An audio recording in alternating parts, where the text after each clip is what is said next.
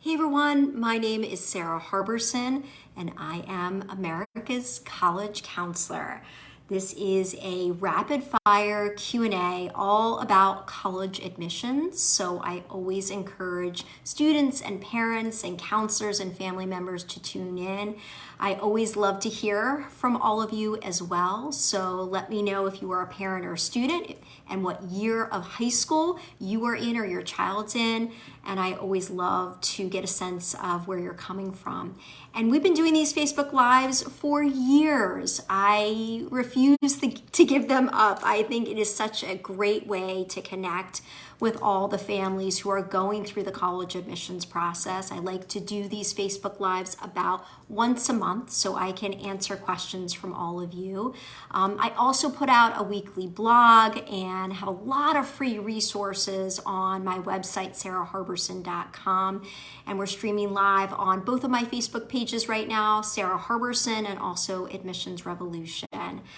If you want more support in the admissions process, I have Application Nation Class of 2024 as well. So Application Nation Class of 2024 would be for those students and families who are just finishing up junior year of high school. It's getting really busy. We just had a Zoom call for that group tonight on choosing the perfect essay topic for the main college essay. But for our younger families, we also have Application Nation for the class of 2025, 2026, and starting in a few weeks, we will be accepting new families who have students in the class of 2027 into that younger group.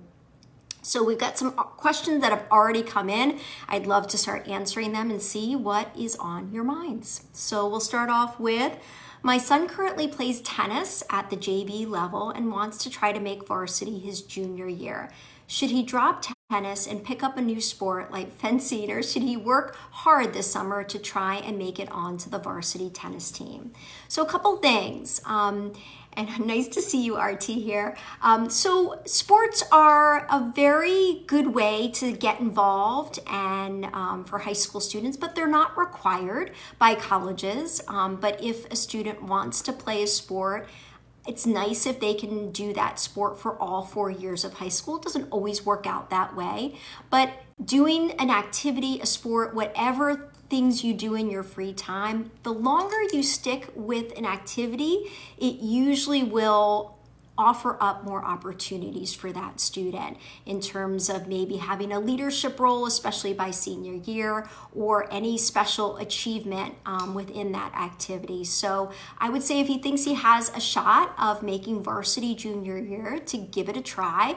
But if his heart is not in it, he doesn't have to continue playing tennis. But what I often say is you are not quitting anything if instead of doing one thing, you fill that time with something else. So I call that the pivot. So if he decides that tennis is not in his heart anymore, or he wants to try something else, then he can pivot to fencing or something, another activity or sport. It's all about filling that time and making the most of it.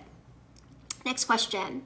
University of Minnesota thoughts compared to the University of Indiana, please. Okay. Great schools, both of them. So those big public universities, they have very large undergraduate student populations and are also going to have a pretty significant graduate school population as well. Indiana University, I would say for the last couple of decades, they tend to draw from really all over the country. And I would say the University of Minnesota and a lot of other public universities in that area, they might get most of their applications and the majority of their student body from the state of Minnesota. I think, it's hard for families to go out and check schools in Minnesota, including University of Minnesota, but there are also some others like St. Olaf and Carleton and McAllister, for example. So I find that most families, if they're visiting those big public universities, tend to visit Indiana more, but I think you will find that the University of Minnesota is just as impressive. All of these large public universities tend to have an honors program, and they also tend to give out some merit scholarships, especially for students coming from in-state sometimes, and sometimes from out of state. For example, University of Alabama does a really great job of offering scholarships if you are a national merit recipient, so some things to keep in mind. And what I love about these public universities is they're a lot more transparent about the admissions process than the private colleges and universities. So you're going to find some pretty good admissions data on them, generally speaking. Hi, Leslie, connecting with you from Charlotte, North Carolina. My daughter is a junior in high school. My daughter is a junior in high school as well, Leslie. She's very interested in the College of Charleston, where her older sister graduated from this past weekend. Congratulations, that's a very big deal. Does she mention her alumni sister somewhere in the application? Also, does early decision give her an advantage in terms of admissions? Okay, so we've got two questions, one about sibling legacy and the other about early decision. By the way, I love the College of Charleston. So what you will find is when you are filling out an application, let's say you're using the common application and you're working on the supplement for the College of Charleston or any college supplement, a lot of times they will ask very specific questions that are important to them. So I haven't looked at the supplement for the College of Charleston in the last couple of months, but I'd be curious to look at it tonight or today or tomorrow and see what questions they ask. Because if legacy is important in the admissions process for them, they will ask about it. And legacy is defined different ways by different colleges. So I would say the more traditional definition of legacy is if your parent or sometimes your grandparent went to the institution. But for some colleges and universities, if an older sibling went there, they will consider that as well. So a lot of times on the supplement, the college will specifically ask, do you have any family members who attend or graduated from our institution? So that will be an indication that at the very least, they will take a look at that. So your daughter wouldn't necessarily have to do anything extra. She can just indicate her sister's name, and when she graduated, and that will definitely be considered by the College of Charleston if they ask for it. The next question that you had is about early decision. For a college or university that has early decision, you have to assume that the acceptance rate in early decision is going to be higher, sometimes twice as high, 3 times, 4 times as high in the early decision round compared to regular decision or possibly even early action and regular decision based on what the college has. So early decision will definitely give a student an advantage in the admissions process as long as they are competitive for that college. Next question, student needs another math class, doesn't want to do an AP, is doing honors going to affect their rigor? They have 10 APs already. So I'm guessing that your student is headed into senior year. And I would say that if they're applying to highly selective colleges, I would say that taking an AP math class would be important by senior year. Some of the more common AP math classes for students would be AP Calculus AB, AP Calculus BC, and also AP Statistics. So I would say one of those 3 classes would be important. I would say if they're taking, let's say, honors calculus or pre-calculus senior year or honors pre-calculus, I would say that it gets a lot more difficult to get into highly selective colleges with those classes for senior year. I would say that most of the students that the highly selective colleges are admitting are going to be students who are going to be taking some form of AP calculus by senior year if it's available. So if the student can handle it, absolutely, I would try to take an AP math class and also possibly an AP English class and anything else that they are able to take that year. Hi, Jamie. Thank you for all your great advice. My son's school is on a block schedule. Yep. His athletics class takes up 2 class periods. Yes, some of those high schools do that, which means he is taking fewer academic classes than his peers who are not in athletics/football. Will this hurt his future class rankings? So this is a really good question. So what is block scheduling?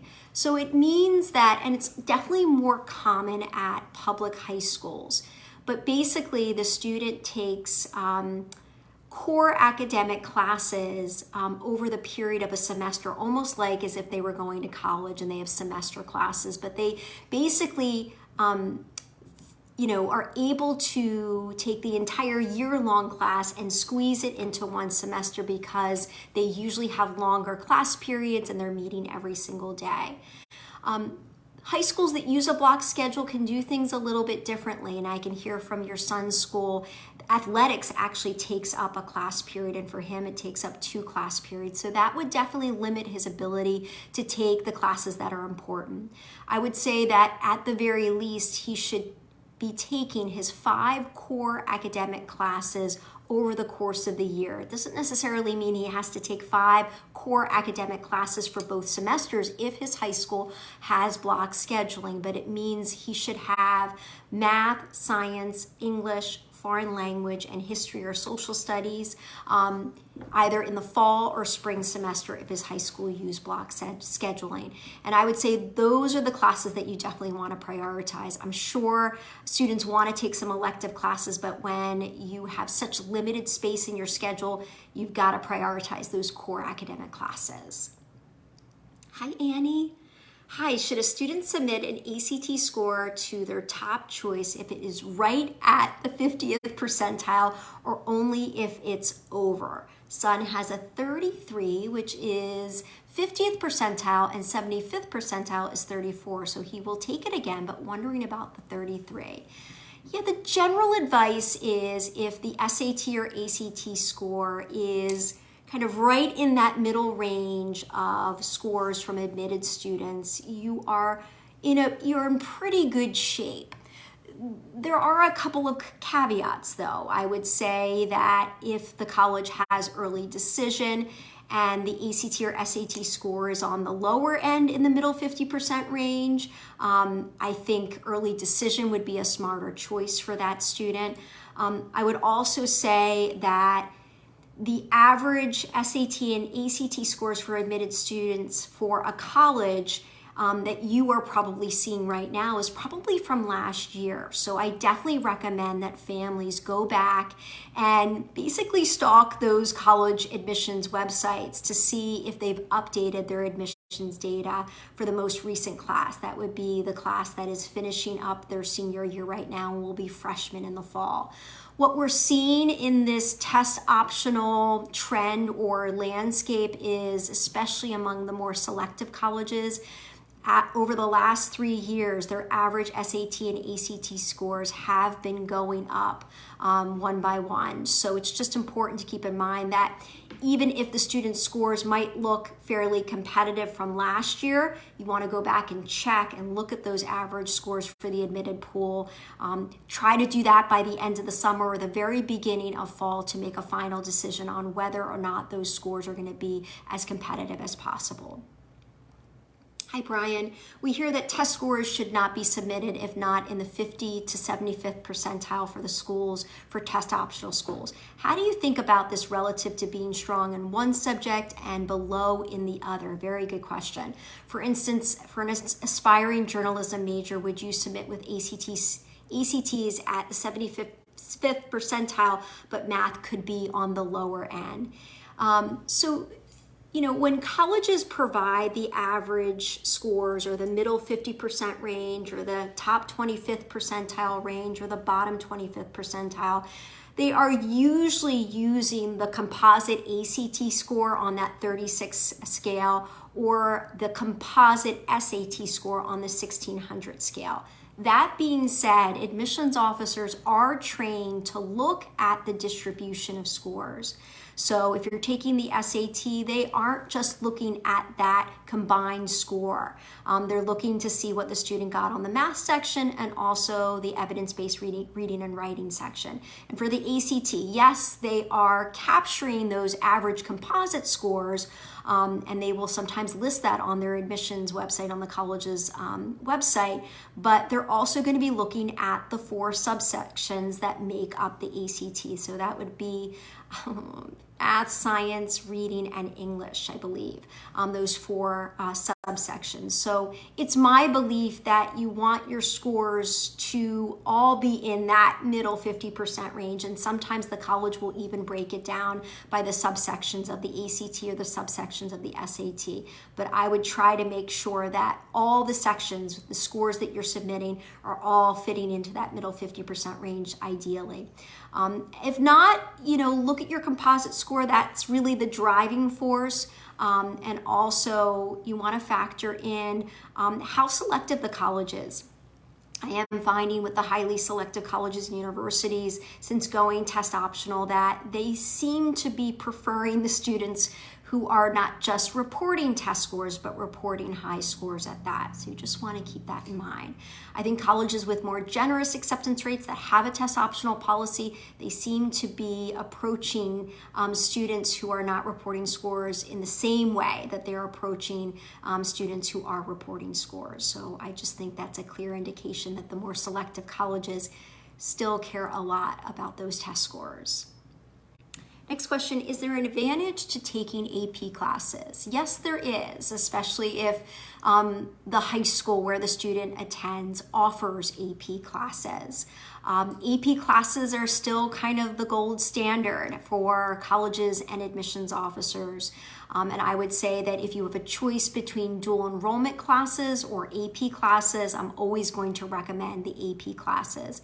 The reason being is that if you're looking at colleges outside of your state or the more selective colleges, they usually are not going to give students credit for dual enrollment courses, and they probably prefer AP classes in the end. If your high school offers the International Baccalaureate program, that is highly regarded by all admissions officers. I don't think you will get an admissions officer to say that the IB program is more respected than the AP program, but I would say a student who does the full IB program and does 3 or 4 higher level classes in that program, it's a pretty big deal and it's very impressive, but it's extremely hard and demanding to do that as well. Next question, what's the difference between SAT and ACT?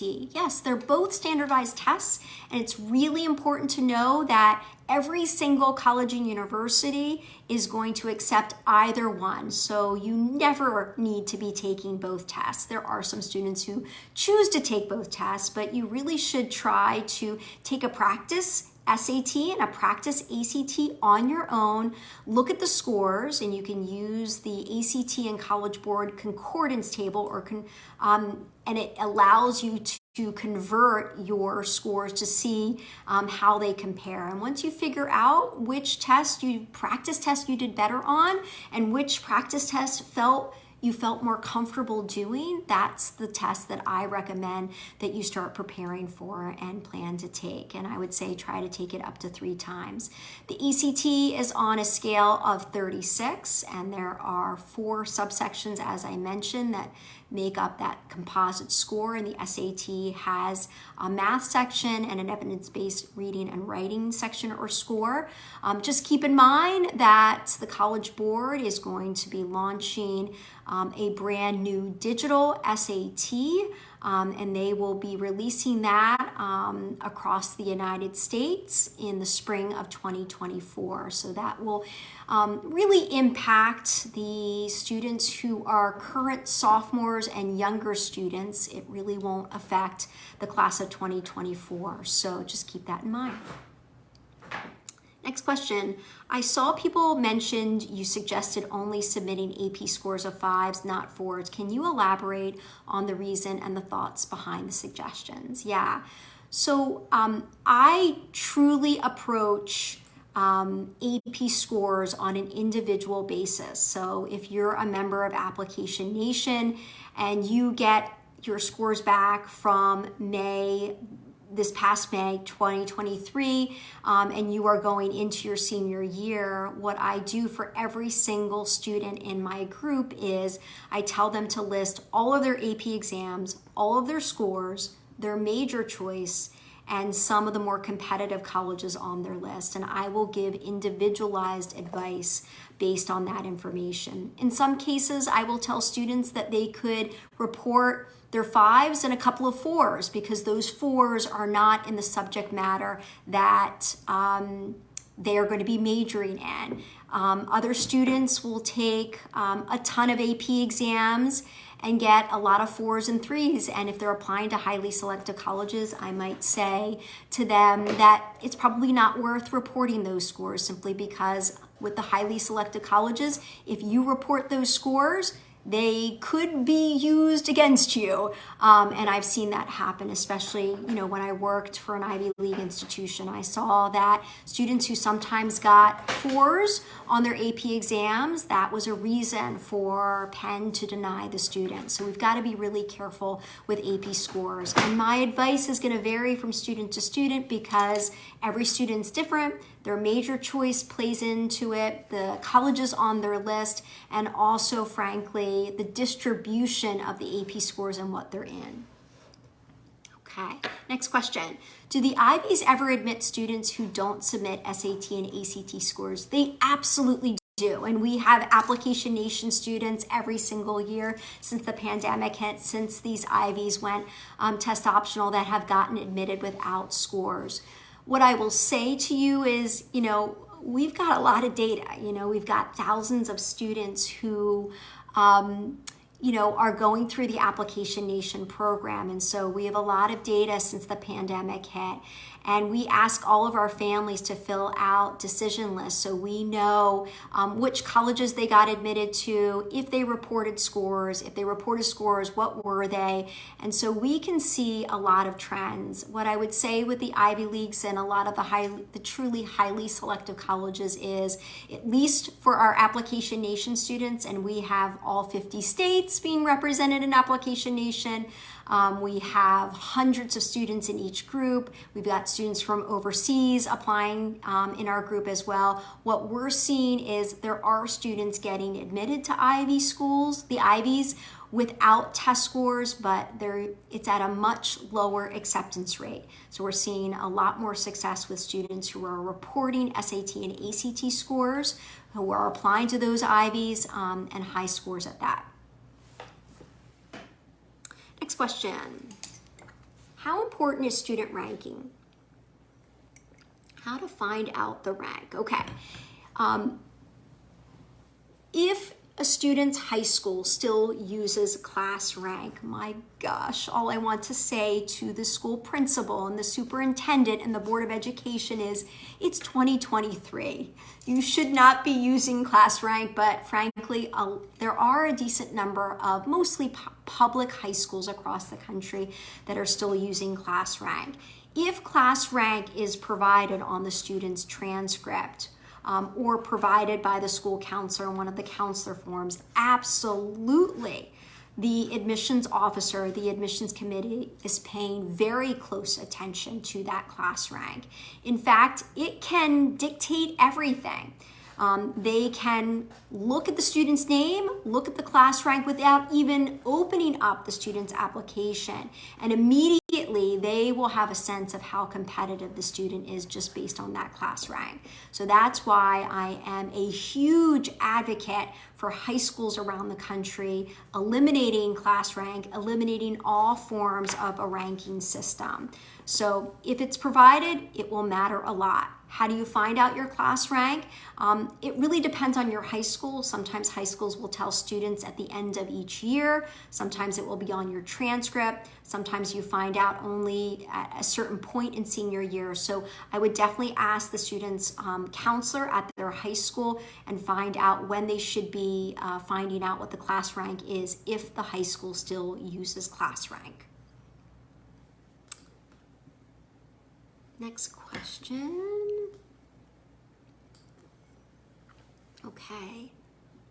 Thank you for your comment about IB programs. That's very encouraging, particularly this month with all the grueling IB exams. Hope it will pay off for admissions. Absolutely. Yeah. I mean, again, I would say that most admissions officers won't admit or say that the full IB diploma is the most impressive curriculum, but I think the inside scoop is, yeah, it really is a very specialized type of curriculum, and it's also very impressive when the student does the full IB diploma. Next question. My son got a 35 on the ACT and a 1420 on the SAT. Should we report both or just the ACT? Well, I can tell you just because I look at test scores every single day of my life for the past 25 years. I can tell you that that ACT score is significantly stronger than the SAT score. So only report that ACT score of a 35. Next question from Jacqueline. How many AP classes should a student take by junior or senior year if aiming for the top universities? Great question, but it's really going to depend on the high school. So some high schools offer 25 APs, some high schools offer 3 APs, some high schools offer 0 APs. Some high schools will put limits on the number of AP classes that a student can take each year. So it's really going to depend on the high school that you're coming from. If it's a traditional high school with a ton of AP classes and there are no restrictions, I would look or ask some of the older students who are getting into those highly selected colleges and find out how many AP classes they took each year. The number of AP classes usually will increase as the student goes through high school. So there are going to be some high schools that will permit a student to take AP classes in 9th grade. That's pretty unusual. Sometimes they will offer like AP Human Geography to a 9th grader, to 9th graders. Sometimes if the student is really advanced in math, potentially, I guess they could have AP Calculus by their freshman year of high school. It's pretty unusual. Sophomore year, if APs are readily available, I will see some additional AP classes like AP Computer Science Principles, possibly AP European History. Sometimes AP US History is taught in sophomore year, AP Government. By junior year, you will see that the top students are going to be taking more AP classes, maybe 3 or 4 junior year, and then by senior year, possibly taking all 5 core subjects in AP classes. Next question.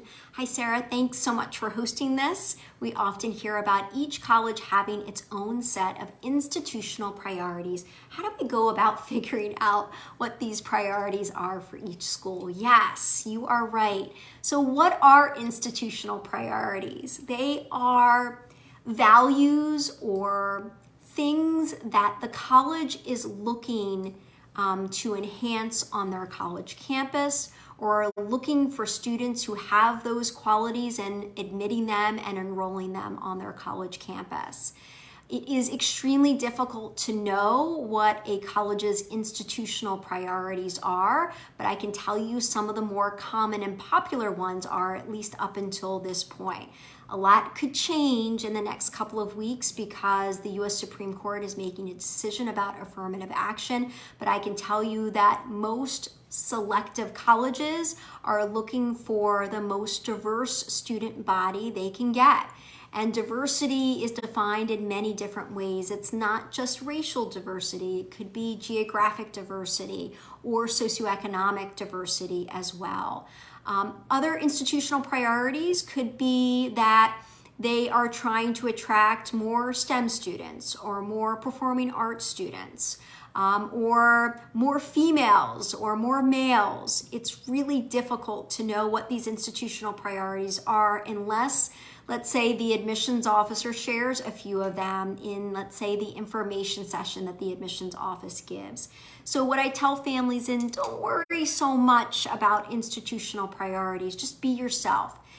Make sure that you are competitive for every college on your list. Make sure you do the very best job on those subjective pieces of your application, like your essays, and you do the very best with your application overall. And if a college is not going to admit you, even though you're very competitive, they don't deserve you. That's how I feel.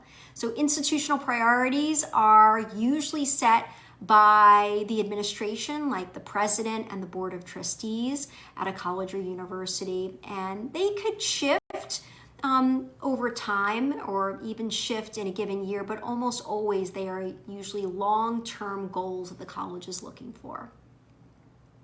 What if you have very high grades and many AP classes, but not the highest SAT scores? I would say that if your SAT or ACT scores do not match that really strong transcript and record that you are suggesting, then you should not report those test scores if you are applying to test optional colleges. Hi, Allison. I really enjoyed your book, SOUNDBITE. Thank you so much. I highly recommend it. Do you have any additional thoughts, changes since you published it? Great question, Allison. Yeah, I do. I mean, that's the thing. The moment you publish a book, you know, there are so many things you want to add to it or update it. I have to say that if you read the chapter on building a college list, I've gotten even more conservative with the student classifications. So if you've read my book, you know that I talk about reach, target, and likely colleges, but before a student can figure out what are their reach, target, and likely colleges, I tell students they need to understand the type of student they are. So I have reach, target, and likely students, and they all have definitions, and it's clearly delineated in my book in SOUNDBITE, but also I go over them in Application Nation. But I have to say, especially for the reach students, I've gotten a lot more conservative. So I think I indicate that if you get a 34 on the ACT or a 1500 on the SAT, that you are technically a reach student. I would probably call that a reach minus, or maybe even a target plus student in this landscape, because the pandemic happened and so many colleges went test optional. Students were very deliberate and intentional about whether or not they reported scores, and so that automatically, you know, inflated those average SAT and ACT scores. So I would say that you're in a better position to apply as a reach student to highly selective colleges if you've got 1520 or higher, or a 35 on the ACT. So great question, Allison. There are a few others, but we don't have time, so I'm going to try to keep going. But I hope you'll join Application Nation to find out more. Next question, I'd love your thoughts on picking a high school.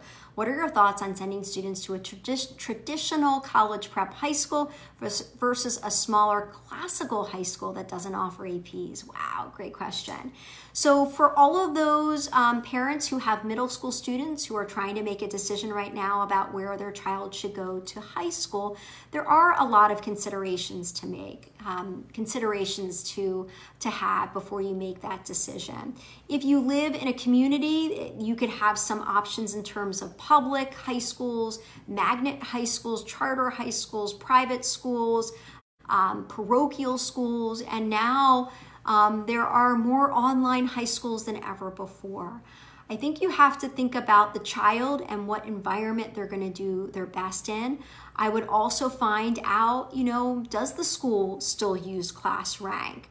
And if so, is it a weighted class rank? That basically is going to mean that the student is going to have to take as many AP classes almost as soon as they possibly can and get really high scores right off the bat to have a really good class rank. So I would definitely dig into the curriculum, whether or not APs are offered, what other type of curriculum is available, how big or small each class size is, the overall class, but the individual classes like your English class and math classes, how big would they be, and what's going to be best for the student. But you know, public high schools are not bad. Private schools are not necessarily better than public schools. We can no longer use those generalizations, and I can tell you that we're in a point in college admissions where colleges realize they cannot give certain high schools advantages in the admissions process like they used to. So I tell students and families, pick the high school environment that's going to be best for them. And also know that colleges only expect the student to take advantage of what is being offered at that high school. So if a student attends a high school that doesn't offer AP classes, those colleges are not going to expect to see AP classes on the student's schedule. They're not going to expect that the student is taking any AP exams. I worked at a high school that did not have AP classes, and I can tell you that the students at that high school have done and continue to do exceptionally well in the college admissions process. Last question of the night. Do you have a recommended SAT or ACT testing schedule? Just joined. Apologies if you already answered. No, we didn't cover this question, so it's a great one. So I tell families that I don't want students worrying about test prep or taking standardized tests, unless it's like a PSAT, for example, until junior year. And that is because I really believe that, taking an SAT or an ACT in freshman or sophomore year is way too early. And even though they might, let's say if they're really advanced in math, they might do well in the math section, but they're probably not going to do that well on the other sections. And so there is real testing burnout that happens.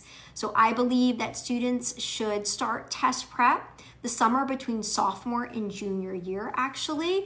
And unless they are a naturally unbelievable strong test taker, they really shouldn't start taking the SAT or ACT until junior year. I recommend trying to space those tests out so that you're not taking them back to back 1 month right after another. I recommend possibly taking the SAT or ACT twice during junior year, and maybe a third time the summer going into senior year or right at the very beginning of senior year. So there's an August SAT, for example. There's a September ACT, and there's also an October SAT. So I tend to see the students' best results that third time right at the beginning of senior year.